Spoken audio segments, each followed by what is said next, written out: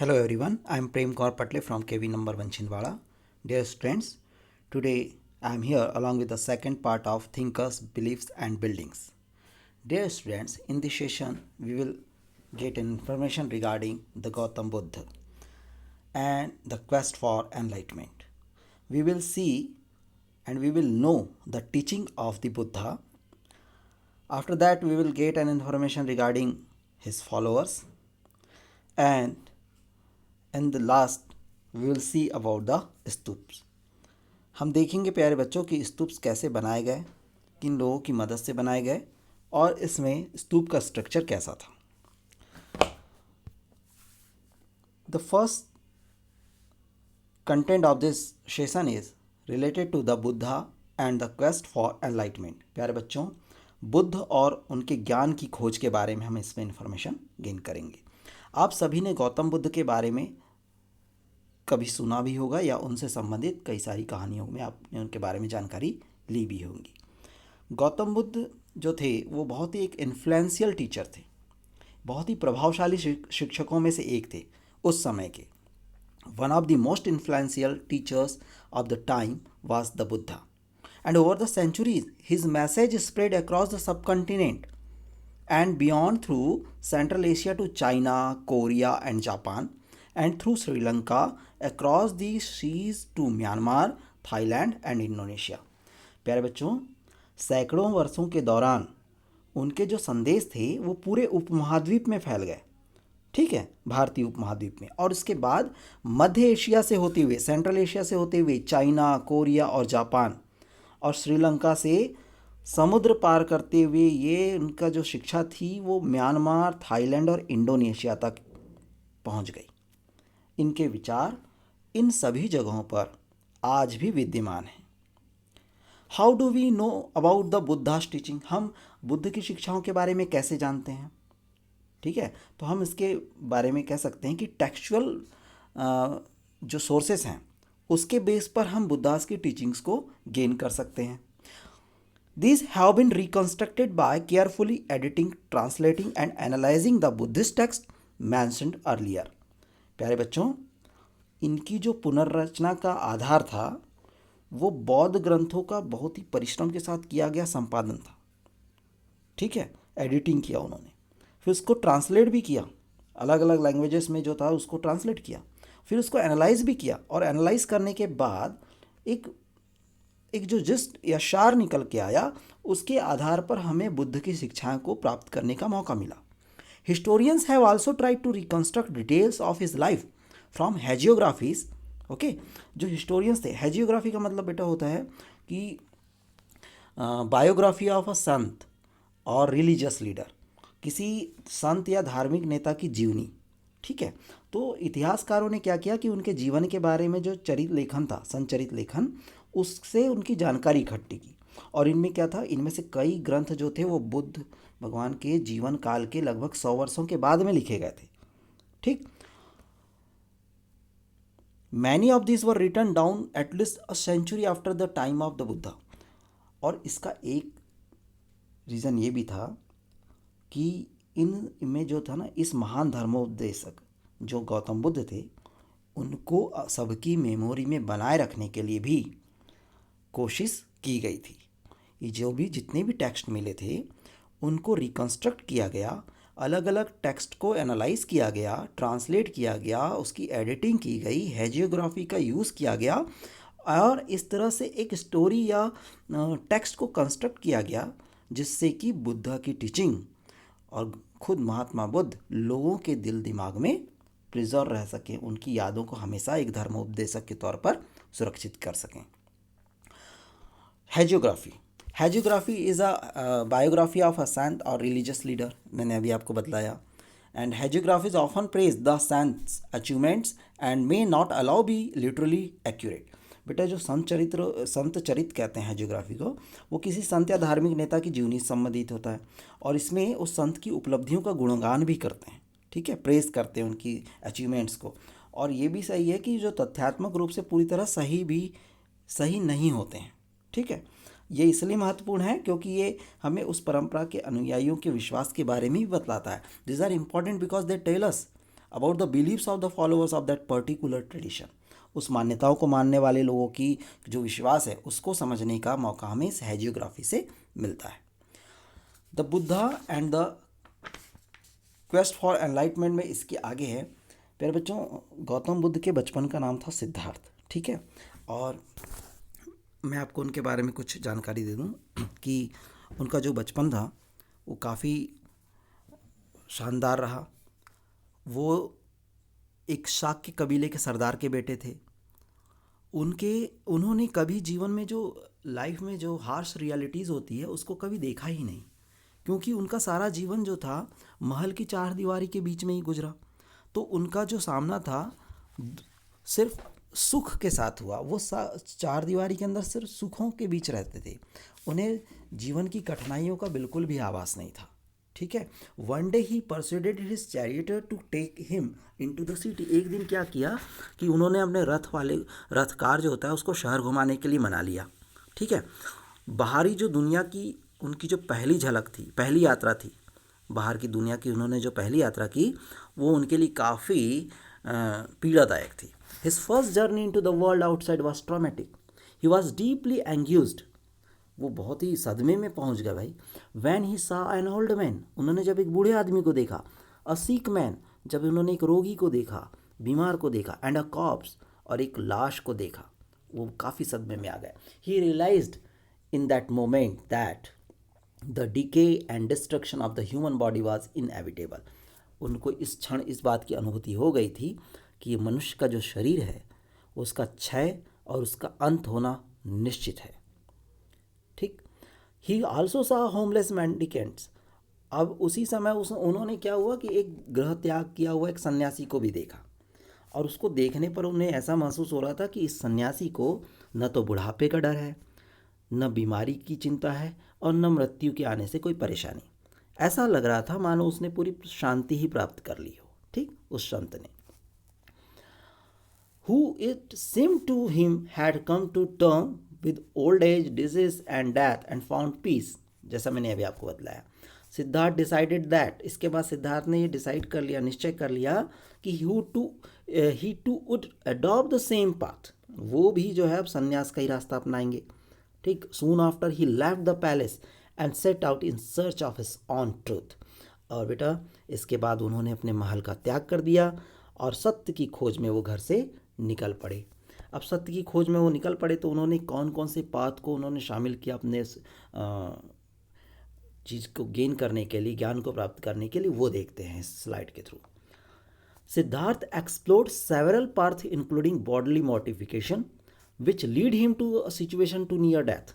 प्यारे बच्चों, उन्होंने साधना करने के लिए बहुत सारे पाथ यानी मार्गों का अन्वेषण किया। उनमें से एक था कि शरीर को बहुत अधिक कष्ट दे करके, अधिक कष्ट देना, और जिसके चलते चलते वो मरते मरते भी बच गया, ठीक है। He was very near to the death situation, मरने की अवस्था में पहुंच गए थे। अब क्या हुआ कि अबेंडनिंग दिस एक्सट्रीम मेथड, अब उन्होंने इस अतिवादी वाले तरीकों को छोड़ दिया, ठीक। ही मेडिटेटेड फॉर सेवरल डेज, उन्होंने कई दिनों तक ध्यान किया और फाइनली अटेंड एनलाइटमेंट, और उन्होंने अंततः क्या किया बेटा, ज्ञान की प्राप्ति कर ही ली। After this he came to be known as the Buddha or the enlightened. इसके बाद ही उन्हें बुद्ध कहा गया, यानी बुद्ध यानी होता है ज्ञानी व्यक्ति, ज्ञानी व्यक्ति के नाम से उनको जाना जाने लगा। And for the rest of his life he taught Dhamma or the path of righteous living. और इसके बाद जब उन्हें ज्ञान की प्राप्ति हुई तो उन्होंने अपना पूरा जीवन धर्म या सम्यक जीवन यापन की शिक्षा देने में ही बिताया। लोगों को बतलाया कि वास्तव में मनुष्य का जीवन किस लिए बना है, मानव जीवन का उद्देश्य क्या होना चाहिए, उन्हें किस तरह का जीवन यापन करना चाहिए। He told about that, okay. फिर बच्चों, जो गौतम बुद्ध है उनका जो जन्म है वो लुम्बिनी में हुआ था। उनको ज्ञान की प्राप्ति बोध गया में हुई थी। उन्होंने अपना प्रथम उपदेश सारनाथ में दिया था और उनकी मृत्यु कुशीनगर में हुई थी। ये 4 बहुत ही इंपॉर्टेंट प्लेसेस हैं जो आपको याद रखने हैं। बेटा अब हम बुद्ध की शिक्षाएं देखेंगे। The teachings of the Buddha.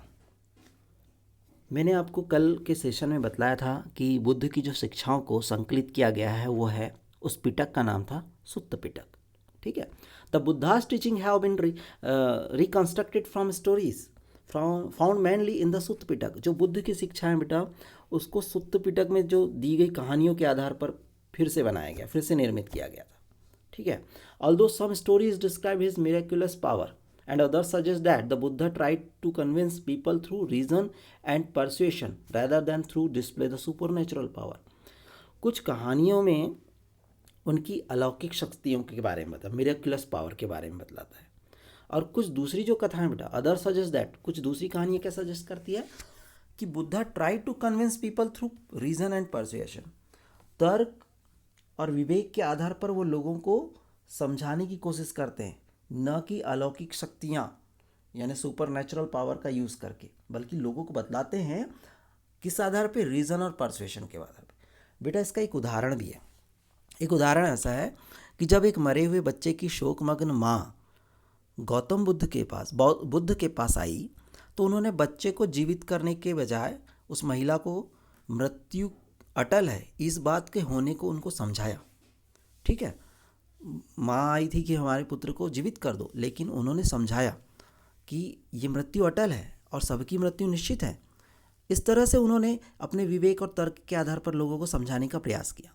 ये कथाएं आम जनता की भाषा में ही रची गई थी, जिसे हम आसानी से, हम ही नहीं सब हर कोई इसे आसानी से समझ सकता है। ये जो फॉर इंस्टेंस के आगे में जितना भी मैटर लिखा हुआ है वो इसी को एक्सप्लेन किया हुआ है। And the according to Buddhist philosophy, बेटा बौद्ध दर्शन क्या कहता है, ये बहुत ही इंपॉर्टेंट पैराग्राफ। और जो बुद्धास टीचिंग जो हमने लास्ट इसमें देखा था, ये वाली जो स्लाइड में, ये स्लाइड और ये दोनों मिला करके आपको एक बेहतरीन नोट तैयार करना है इस पर तैयार। और ये बुद्धास टीचिंग जनरली पूछा जाता है एग्जाम में। अब हम देखेंगे बुद्धिस्ट फिलॉसफी। बुद्धिस्ट फिलॉसफी कहती क्या है। According to Buddhist philosophy the world is transient and constantly changing. कह रहा है कि बौद्ध दर्शन कह रहा है कि ये जो विश्व है वह नित्य है। ठीक है। और ये लगातार बदल रहा है। It is also soulless as there is nothing permanent and eternal in it. और ये कहता है कि आत्मा विहीन है, क्योंकि यहाँ कुछ भी स्थायी नहीं है। जो चीज़ आज दिख रही है वो कल नष्ट हो जाएगी और नई सृष्टि का सृजन होता चला जाएगा। उन्होंने कहा यह क्षणभंगुर की दुनिया है। Within this transient world sorrow is intrinsic to human existence. वो कहा इस क्षणभंगुर दुनिया में दुख मनुष्य के जीवन का अंतर्निहित तत्व है। उन्होंने बताया मनुष्य जीवन है तो दुख तो आना ही है। हमेशा व्यक्ति सुख का आनंद नहीं ले सकता, उसे दुख को भी देखना है। It is by following the path of moderation between severe penance and self-indulgence that human beings can rise above these worldly troubles. उन्होंने कहा कि घोर तपस्या करना और विषयाशक्ति के बीच मध्यम मार्ग को अपनाकर मनुष्य दुनिया के दुखों से मुक्ति पा सकता है। ठीक है। घोर तपस्या भी कर रहा है और विषय की जो आसक्ति है, ठीक है, हमें अपना बड़ा लगाव है, हमें सांसारिक दुनिया से मोह है, और एक है घोर तपस्या। तो इन दोनों के बीच का जो पाथ निकाल करके मनुष्य दुनिया के दुखों से मुक्ति पा सकता है। मतलब कुछ ऐसी सच्चाइयों को वह स्वीकार कर ले। जैसे हमने एक एग्जाम्पल में अभी देखा था कि एक संत था, एक ग्रह त्याग किया हुआ मेडिकेंट था, जिसको सिद्धार्थ ने देखकर उसे महसूस हुआ कि इस व्यक्ति को न तो बुढ़ापे का डर है, न बीमारी का, न मृत्यु का। वो सन्यासी था, घोर तपस्वी था। तो एक घोर तपस्वी की कैटेगरी आ गई। और दूसरा, हम अपने परिवार, अपने मोह माया के संसार में जो उलझे हुए हैं उससे आगे, मतलब बीच का पाथ कौन सा, जहाँ हमें समझ लें कि मृत्यु अटल है। तब हम उन दोनों ही चीज़ों के बीच वाले मार्ग में उपस्थित हो जाएंगे और हम इस संसार, इस प्रकृति के नियम को स्वीकार करने लगेंगे। बौद्ध धर्म की प्रारंभिक परंपराओं में भगवान का होना या ना होना यह अप्रासंगिक था। ठीक है। In the earliest form of Buddhism whether or not god existed was irrelevant. ये अप्रासंगिक था, इसमें किसी बात को उसको उल्लेख नहीं किया गया था। The Buddha regarded the social world as the creation of human rather than of divine origin. हमने देखा था बेटा लास्ट कुछ चैप्टर्स में कि किस तरह से सोशल कैटेगरी को फॉर्म किया गया था, ब्राह्मणिकल नॉर्म्स को क्रिएट किया गया था ताकि लोग अपने सोशल स्टेटस, अपने वर्क को, अपने राइट ऑक्यूपेशन को ऑप्ट कर सकें। तो बुद्ध ये मानते थे कि समाज का जो निर्माण है वो इंसानों ने किया, ना कि भगवान ने किया या ना ईश्वर ने किया। So he also advise to king and grihapati. वो राजा और गृहपतियों को कहते थे कि टू बी ह्यूमन, मानव, दयावान बनिए, टू बी एथिकल, आचारवान होना चाहिए। ठीक है। और उनका ये मानना था कि हर व्यक्ति अपने इंडिविजुअल एफर्ट से अपने सोशल रिलेशंस को वो ट्रांसफॉर्म कर सकता है, अपने सामाजिक परिवेश को बदल सकता है। The Buddha एम्फेसिस्ड individual agency and righteous action as the means to escape from the cycle of rebirth। प्यारे बच्चों, बुद्ध ये कहते हैं कि बुद्ध ने जो जन्म मृत्यु के चक्र से मुक्ति को पाने के लिए, ठीक है, किस किस से एस्केप करने के लिए, from the cycle of rebirth and attain self realisation, आत्मज्ञान को पाना, एंड निब्बान, निर्वाण के लिए व्यक्ति केंद्रित हस्तक्षेप और सम्यक कर्म की कल्पना की। किस पर एम्फेसिस किया था? इंडिविजुअल एजेंसीज, खुद पर, और राइटियस एक्शन, ठीक है, मतलब जो सही कर्म है उसकी कल्पना की। इस सही कर्म और व्यक्तिगत हस्तक्षेप से ही व्यक्ति जो होता है वो रीबर्थ के साइकिल से मुक्ति पा लेता है, आत्मज्ञान उसको मिल जाता है और निर्वाण की प्राप्ति भी उसे हो जाती है। यह निर्माण का मतलब क्या है देखिएगा। निब्बान, इसके लिटरली मीनिंग है the extinguishing of the ego and desires. जो अहम होता है, घमंड होता है, और इच्छाएं जो होती उन सब का खत्म हो जाना, यही निब्बान कहलाता है। एंड दस and the cycle of suffering for those who renounce the world. और निब्बान में एक और चीज़ को शामिल किया जाता है, ठीक है, अहम और इच्छा का खत्म हो जाता है, जिससे क्या होता है कि गृह त्याग करने वाले जो लोग होते हैं उनके दुख का भी जो चक्र होता है वो भी समाप्त हो जाता है। निब्बान का मतलब अहम का खत्म हो जाना, इच्छाओं का खत्म हो जाना, दुखों का नष्ट हो जाना। According to Buddhist tradition, Buddhist tradition के अकॉर्डिंगली क्या है बेटा, उन्होंने अपने शिष्यों को क्या अंतिम निर्देश दिया? His last word to his followers were, be lamps unto yourselves as all of you must work out your own liberation. ये कहते हैं कि तुम सब अपने लिए खुद ही ज्योति बनो। Okay, be lamps unto yourselves as all of you must work out your own liberation. आप खुद ही अपने लिए ज्योति बनो, क्योंकि तुम खुद ही अपनी मुक्ति का तुम्हें खुद ही अपनी मुक्ति का रास्ता ढूंढना है। मतलब यहाँ पर उन्होंने इंडिविजुअल एजेंसी को सबसे ज़्यादा महत्व दिया, व्यक्तिगत जिम्मेदारी को सबसे बड़ा महत्व दिया कि आपको मुक्ति पाना है, आपको सेल्फ रियलाइजेशन लाना है, निब्बान गेन करना है, तो आपको सेल्फ एजेंसी के मोड पर काम करना होगा। तो ये बुद्धा की टीचिंग थी बेटा। In next slide we will get an information regarding the followers of Buddha। हम जानने की कोशिश करेंगे कि भगवान बुद्ध के कौन कौन से लोग उनके अनुयायी बने। Soon they grew the body of disciples of the Buddha and he founded a Sangh, an organization of monks। संघ की ये संघ क्या था वो देख लीजिए, an organization of monks who too became teachers of धम्म। जो धम्म का प्रचार प्रसार करने के लिए जो धम्म के शिक्षक बने थे, उन लोगों के वो मोंक्स है ना, ये इन लोगों ने मिलकर के, इन भिक्षुओं ने मिलकर के जो ऑर्गेनाइजेशन को इस्टेब्लिश किया था वो संघ कहलाया बेटा। ठीक है, उनके फॉलोअर्स भिक्षु बन गए और भिक्षुओं ने एक संस्था बनाई। संस्था में जो लोग जो थे वो टीचर बन गए, धम्म का प्रचार करने के लिए शिक्षक बन गए, टीचर बन गए, और इसको कहा गया संघ। दिस मोंक्स लाइव्ड सिंपली, ये बड़े साधारण सामान्य जीवन बिताते थे। Possessing only the essential requisites for survival, जो उनके जीवन यापन के लिए अत्यावश्यक चीज़ें थी वो ही लेते थे, उसके अलावा उनके पास कुछ होता भी नहीं था।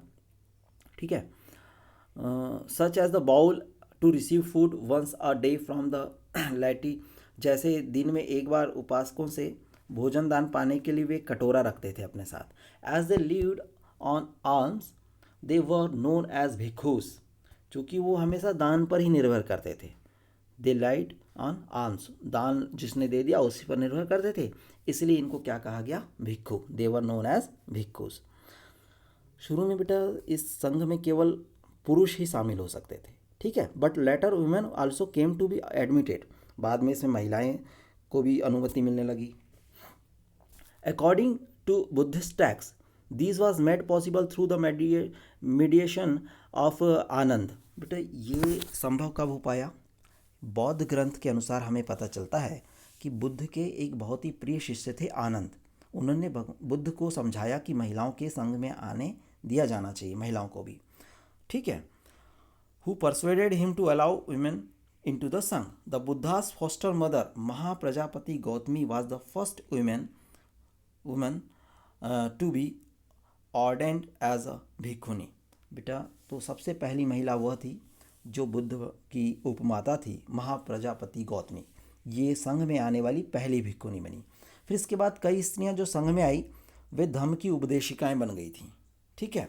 Many women who entered the Sangha became teachers of the Dhamma and went on to became theris. जो ये आई धम्म में उपदेशिकाएं बन गई और आगे चलकर थेरी बन गई। थेरी का मतलब होता था ऐसी महिलाएं जिन्होंने निर्वाण को प्राप्त कर लिया है, थेरीज। और respected women who had attend liberation, उन्होंने निर्वाण प्राप्त कर लिया है, ऐसी महिलाओं की वो कैटेगरी में वो आ चुकी थी। The Buddhas follower came from many social groups. बेटा ये बुद्धा फॉलोअर्स के बारे में भी पूछा जा सकता है, पूछा गया भी है। तो ये कैसे लोग होते थे ये सारा हमें बतलाना होगा। तो इसमें अलग अलग सोशल ग्रुप्स को बिलोंग करने वाले लोग इसमें थे, जैसे कि for example they included kings, wealthy man, grihapati and also humbler folk, workers, slaves, craft people. कई सारे लोग इसमें शामिल थे। और एक बार संघ में आ जाने के बाद सभी को बराबर माना जाता था, चाहे वो राजा हो या एक सामान्य क्राफ्ट पर्सन हो, ठीक है। क्योंकि भिक्खु और भिक्खुनी बनने पर उन्हें अपनी पुरानी पहचान को त्याग देना पड़ता था। Once within the Sangh, all were regarded as equal and having shared their earlier social identities. वो उनको अपनी पुरानी पहचान को त्यागना ही पड़ता था। On becoming bhikkhus and bhikkhunis, the internal functioning of Sangh was based on the tradition of Ganas and Sangh, where consensus was arrived at through discussion. पर बच्चों जो संघ की जो संचालन पद्धति थी वो गणों और संघों की परंपरा पे थी। जैसे हमने देखा था कि वहाँ पर कलेक्टिवली डिसीजन लिए जाते थे, तो उसी तरह संघ की भी संचालन पद्धति वैसी ही थी कि वो एक कलेक्टिवली डिसीजन लेते थे। पहले वो डिस्कशन करते थे और जो डिस्कशन के बाद सब एकमत हो जाते थे और उस पर फिर वो वर्क करते थे। अगर if that failed decisions were taken by a vote on the subject, अगर ये संभव नहीं हो पाता था कि सभी एकमत हो जाएं, तो फिर उस संबंधित विषय पर क्या होता था, वोटिंग होती थी, मतदान किया जाता था और फिर उसके बाद निर्णय लिया जाता था। Dear students, we will see here about the spread of Buddhism. हमने देख लिया था पहले कि इंडियन सब कॉन्टिनेंट के अलावा श्रीलंका, इंडोनेशिया, जापान, चाइना, है ना, इन सभी जगहों पर इसको स्प्रेड किया गया था। लेकिन इसके कॉजेज़ क्या थे बुद्धिज्म के फैलने के? Buddhism grew rapidly both during the life time of the Buddha and after his death. जो बुद्ध के जीवन काल में और उनकी मृत्यु के बाद में बौद्ध धर्म का प्रचार बड़ा तेजी से हुआ। इसका कारण था बेटा, इसका कारण क्या था?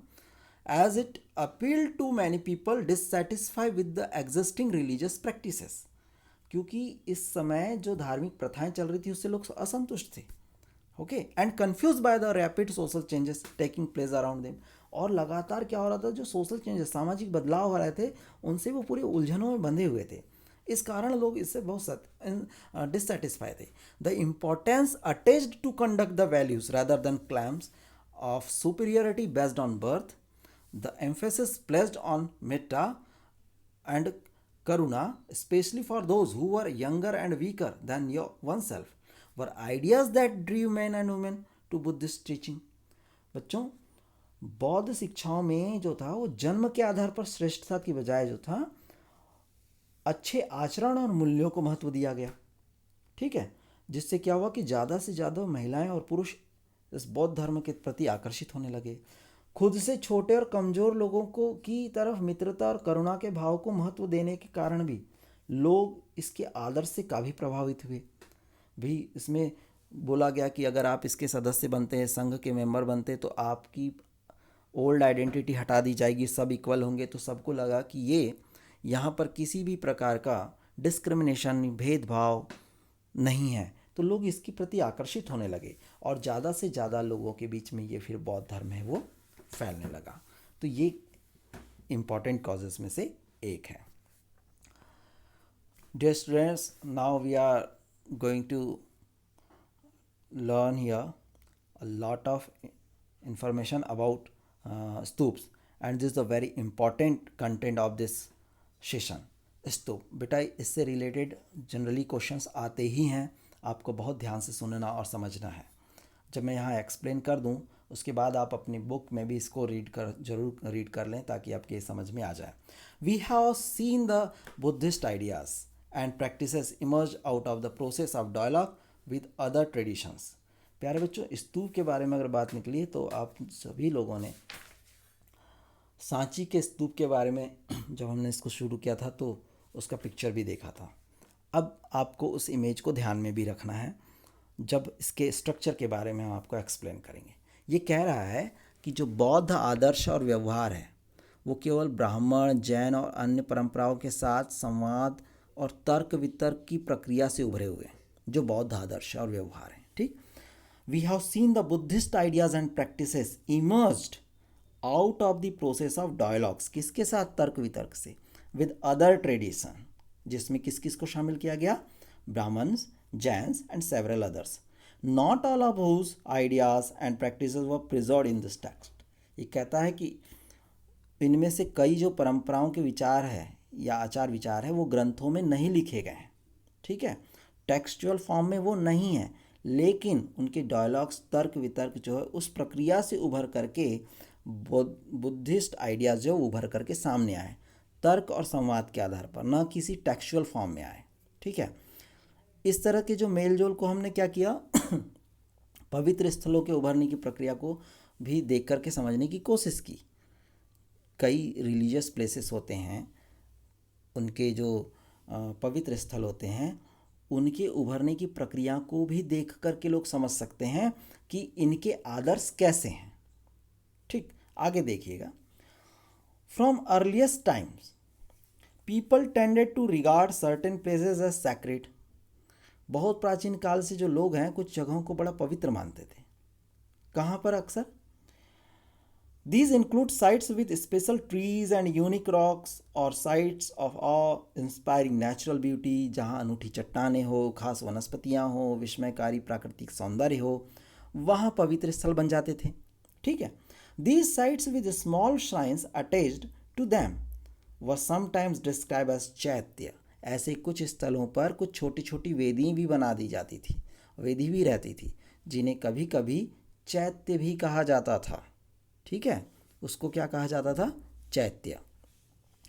बौद्ध साहित्य में बेटा कई चैत्यों का जिक्र है, जिसमें भगवान बुद्ध जो हैं, महात्मा बुद्ध, उनके जीवन से जुड़ी कई जगहों का वर्णन है।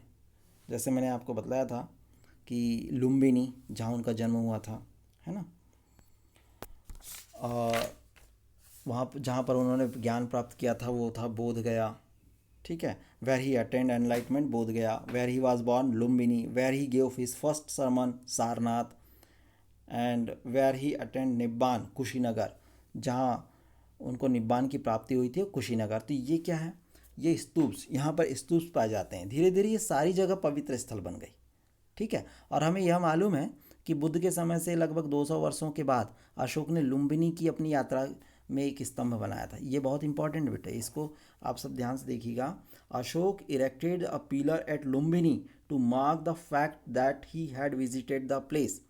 ये पूछा जा सकता है कि अशोक ने अपनी किस यात्रा के दौरान एक स्तंभ बनवाया था भगवान बुद्ध के लिए, महात्मा बुद्ध के लिए, तो वो Lumbini.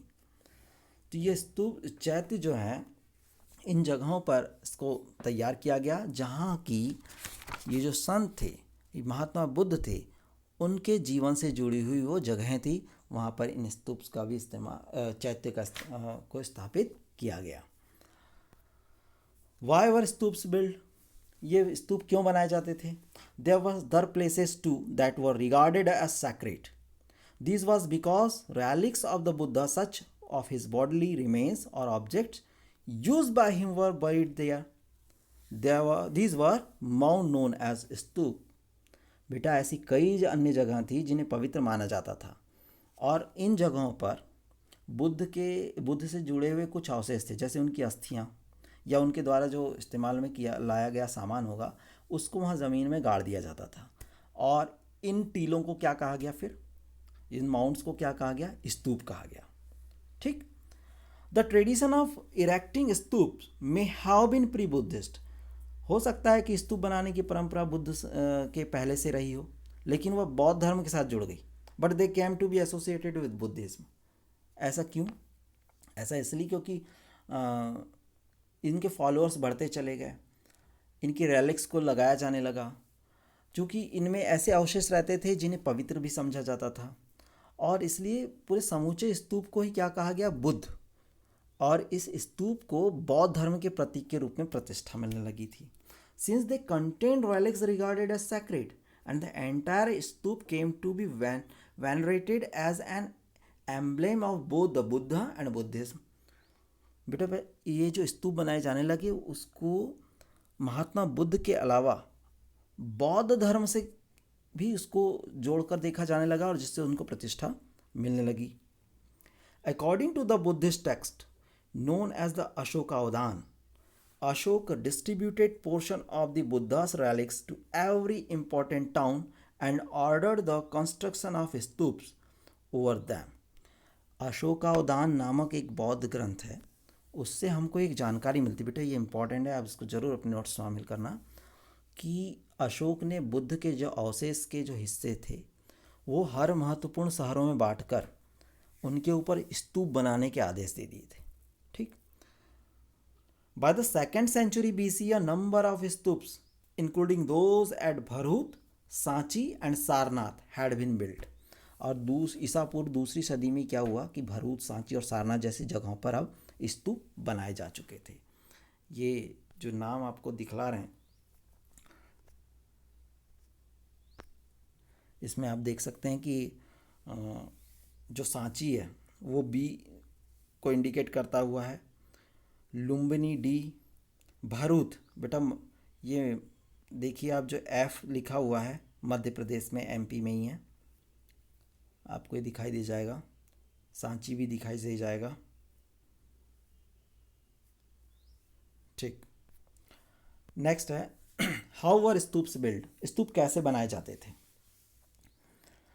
Inscriptions found on the railings and pillars of stoops record donation made for building and decorating them. जो स्तूप बनाए गए उनकी जो वेदिकाएं हैं और जो उसमें पिलर्स हैं, स्तंभ हैं, उन पर कुछ इंस्क्रिप्शंस मिले बेटा, अभिलेख मिले हैं. उनसे इन्हें बनाने के लिए जो दिए गए जी किसने दिया, इन्हें सजाने के लिए किसने दान किया, इसकी इंफॉर्मेशन मिलती है. Some donation were made by kings. Okay, कुछ राजाओं ने दान दिया, सच एज सातवाहनास. बेटा सातवाहन नाम के जो राजा थे उन लोगों ने दिया. Others were made by guilds such as that of ivory workers who finance part of one of the gateway at Sanchi. प्यारे बच्चों, ये कुछ दान तो शिल्पकारों ने, गिल्ड से व्यापारियों की श्रेणियों के द्वारा दिए गए, और सांची के एक तोरण द्वार का जो हिस्सा है वो हाथी दांत का काम करने वाले शिल्पकारों ने बना के दिया है. मतलब ये दान के द्वारा लोगों ने फंडिंग किया, इस तरह से ये स्तूप्स का निर्माण हुआ है. किसी एक व्यक्ति ने नहीं किया, राजा ने दान किया, व्यापारियों ने किया, शिल्पकारों ने किया, इस तरह से. इसके अलावा देखिएगा hundreds of donation were made by women and man who mention their names, sometimes adding the name of the place from where they came as well as their occupations and name of their relatives. सैकड़ों महिला और पुरुषों ने भी दान में के अभिलेखों में अपना नाम बताया. कभी कभी वे अपने गांव या शहर का भी नाम बताते हैं, और कभी कभी अपना पेशा भी बतलाते हैं, कभी अपने रिश्तेदारों का भी नाम बतलाते हैं. और जो इन इमारतों को बनाने में भिक्षुओं और भिक्षुनी, इन्होंने भी दान दिया. Bhikkhus and bhikkhuni also contributed towards building this monuments. तो इस तरह से फंडिंग करके डोनेशन के बेस पर स्तूप्स को कंस्ट्रक्ट किया गया। कॉन्सेप्ट दिमाग में एक रखना है कि डोनेशन। अब आप डोनेशन में किस किस ने दिया उसका लिस्ट आप तैयार कर लीजिएगा, है ना। द स्ट्रक्चर ऑफ द स्तूप, बेटा ये बहुत इंपॉर्टेंट, इसे हमें समझना होगा। ये आपके पेज नंबर 97 में इस तरह का इमेज बना हुआ है। आप इसको, इसके जो कंटेंट है इसको पढ़ते समय आप इसको ध्यान से देखते चले जाएंगे। The stupa, okay, the stupa originated as a simple semi-circular mound of earth। यहाँ देखिए जो स्तूप है बेटा, स्तूप का जो जन्म है एक अर्ध गोलार्ध लिए हुए एक मिट्टी के टीले से हुआ, ठीक है। अर्थ लेटर कॉल्ड अंडा, ठीक है। इसको कहा गया, जैसे बाद में अंडा कहा गया, ये एक गोलार्ध के तौर पर एक माउंट शेप में आपको ज़मीन के ऊपर दिखाई देता है। ये देखिएगा इस पिक्चर को, जो 4.10b है उसमें देखिए, ये आपको सेमी सर्कुलर के तौर पर दिखाई दे रहा था। Gradually it evolved into a more complex structure. फिर धीरे धीरे क्या हुआ कि इसकी जो स्ट्रक्चर था वो कॉम्प्लिकेटेड होने लगा, ये जटिल होने लगा, ठीक। Balancing round and square shapes, धीरे धीरे चौकोर और फिर गोल आकारों का संतुलन इसमें बनाया जाने लगा। अबव द अंडा वाज द हर्मिका। ये बेटा आपको 4.10b में जो माउंट शेप दिख रहा है सेमी सर्कल में, उसके जस्ट ऊपर वाला पार्ट देखिएगा, ठीक।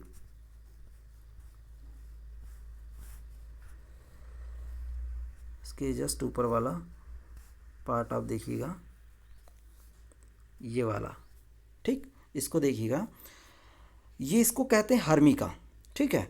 और ये छज्जे के जैसा होता है, ये छज्जे के जैसा है, और इसी को देवताओं के घर का प्रतीक कहा जाता है।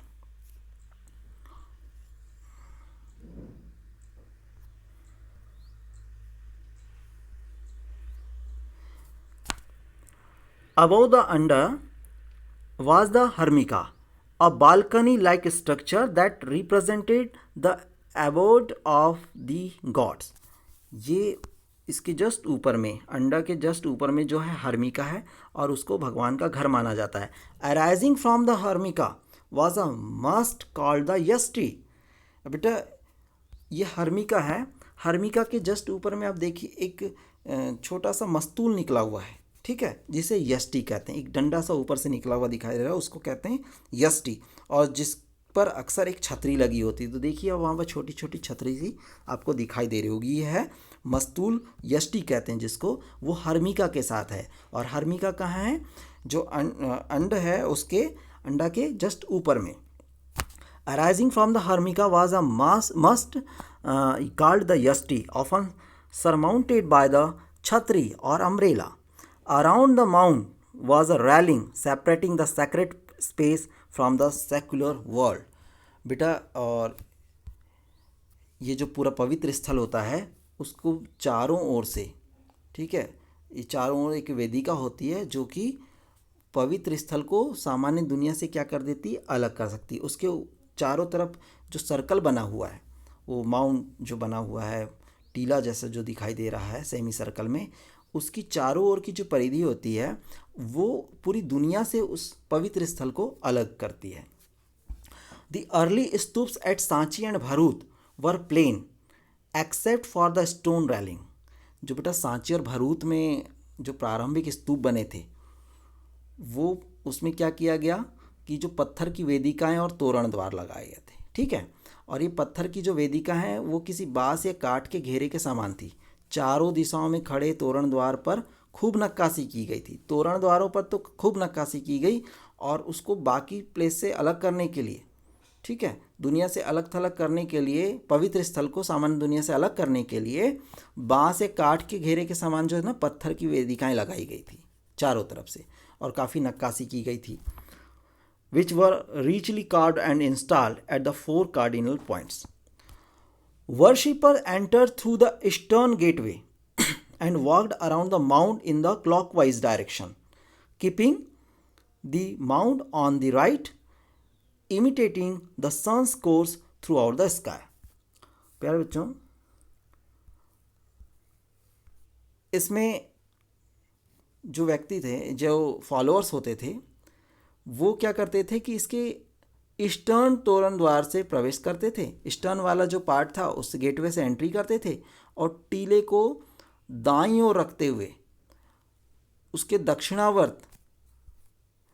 दक्षिणावर्त जिस तरह से क्लॉकवाइज होता है ना, उस तरह से वो घूमते हुए ऐसा महसूस करते थे मानो कि सूर्य के पथ का अनुकरण कर रहे हैं। जिस तरह सूर्य ईस्ट से निकलते हुए दक्षिणावर्त होते हुए क्लॉकवाइज होते हुए वेस्टर्न साइड में वेस्ट में चला जाता है, उसी तरह ये लोग भी इसमें एंट्री करते थे ईस्टर्न साइड से, ईस्टर्न गेटवे से, और उसमें उस टीले को अपनी दाईं ओर रखते हुए, ठीक है। जैसे वो कहाँ से एंट्री करेगा इसमें समझिए, यहाँ से वो एंट्री किया और यहाँ से वो राउंड लेता हुआ फिर वो ऐसा आएगा। तो इस तरह से वो सूर्य की दिशा में अपने आप को घूमता हुआ ऐसा महसूस करते थे। आप इसको समझ लीजिए, ईस्ट है, ये वेस्ट है, ये साउथ और ये नॉर्थ, ये वाला। तो यहाँ से वो एंट्री करेंगे, यहाँ से घूमता हुआ इस तरह से वो परिक्रमा को कंडक्ट करते थे, कंप्लीट करते थे। Okay. Later, the mound of the stoops came to be elaborately carved with niches and sculptures as at Amravati and Shahji ki Dheri in Peshawar.